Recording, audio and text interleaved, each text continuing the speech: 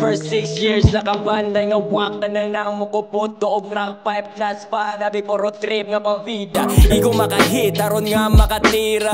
That's why ayaw pugsa o pugson. Wanay mo tugpa way katulkon. Wanay maton man murag tukon. Ang mga tutunan ay sukdon. Waka ilag punda o kutsyon ha. Mga pagtulunan nga dunggo ng hunghung. Haron magetong malinawon. Sa ilan na sudla pang hutdon pang dumdum. Basay na gid mahinatagon. Share shit ikay sahit kay pang inaton. Kada tabi kay pang ilaron. Abi ganig kay ilaron. Wa kay papel di ka ilahon. Mao ni sakit o di mo kaon na. Wala ray makasaban. Bisag lingas na ang baba. Bisag wala na'y katabi. Lahi na ang tinagdan. Kisiga na king mataon niya ang tando lahi.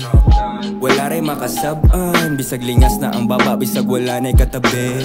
Siguro wa pa masabtan. Tuod lingaw pa ng bata. Pero pag may ulahi. Balik sa prisuhan ang usa ka 35 anyos nga lalaki human kini madakpan sa bypass operation sa mga sakop sa Parian Police Station sa barangay Tipadilla ng siyudad sa Subo kagabi. Ang suspect mo si alias Mating, 35 anyos, ulitaw. Way trabaho ug nagpuyo sa Sitio Kabulihan, barangay Guba, Kay siyudad gasugod inana, lahi nga bulikat. Ang gigugod ang tama, gigamit mo lipat. Dakop-dakop, kwentada ang mahago mo sibat. O nabalik, raspata sa sigig lulipa. Ang natuuhan nga masud sa laming nga paglingaw. Matunulan di aton, pili ang magtagpilaw. Mga puruhan ni tapu, sa trauma naligaw ka matuuran di matun. Bisig sige nagtilaw, uga hate the substance. Dili man ikaw, niniid na nigaw. Gobyerno ba ang ganahan? Walay gustong mutabang ug usab na ang kailangan. Unsa pa ang daganan, maabdan ras pamalakad. Di sa pagmuundang pukawon sa kuhit. Ganun basta tanom, kay sunugon sa bukid. Pero kanang puti, resay kolon o puten. Pagitazan miser, nga tunawon na tubig. Kini pa hibalo, harong gamay nalay masaag. Kalipay di maog, lain taw na mapahamak. Kwentas na apay maaga, pang pundo kay ipakatag. Nga sisig atog bangag, imong ulo na'y mabangag. Maong heads down, pulis ka power tripping ang matanaw. Igo ang gipili nga paglantaw. Igo nga pangisog sa mag-handdown. Og mga pobre ang nasilo sa pagtagbaw. Mama, pinatay ng mga pulis si kuya. Pagkasabing gan para akong tulala na ang perang i-remit ko sa manager ko. Nabagsak ang pera. Sabay takbo, hindi ko alam saan ako tatakbo para akong luka-luka. May mga sasakyan. Takbo ako ng takbo.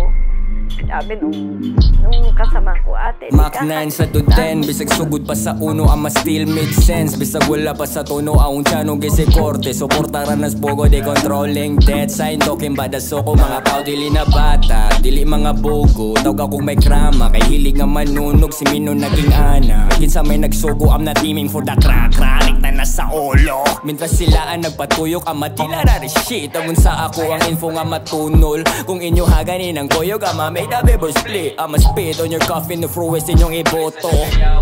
Sa mga puso, ang mga mama luha ni tulo, uway na wala daw na matuto, tulay ang gaba sa nagatugo. Maong heads down, pulis ka power tripping ang matanaw.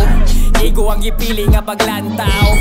Igo nga mangisog sa mag-handdown. Og mga pobre ang nasilo sa pagtagbaw. Nakabantay, ayaw kahadlok na ay mo akbay. Ikaw ang agdon, na aray rights by. Nga ika pang hambog, kay bisag tambay. Way makatandog, ang pamalakad tugyaw na sa hakog. Ang ilang gusto maoy mahog nga matugyaw. Ilang padagan, putaw ba nga kamot. Unang urso kay kamutan na ay puthaw. Nakita sa mata ang nangawala. Maong di na nga maagas kapulisan. Tuod halos tanan dili maningon ana. Karon kinsan daganan o pulis na itulisan. ang bali ang anak ko pong napatay dyan sa NGK. Ang tawag po sa kanya Tisoy. Isa po siyang tricycle driver. Minsan na may nilalabas siya. Minsan wala dahil nagaano lang siya yung pag merong walang driver, siya lang parang substitute lang siya ganon. July 26, 2016 po ng umaga po yun, may pumunta ritong kaibigan ko. Na sinabihan ako na yung anak ko raw na ano daw niya, nasa watchlist daw. Kung pwede raw, paalisin ko raw dito sa bahay.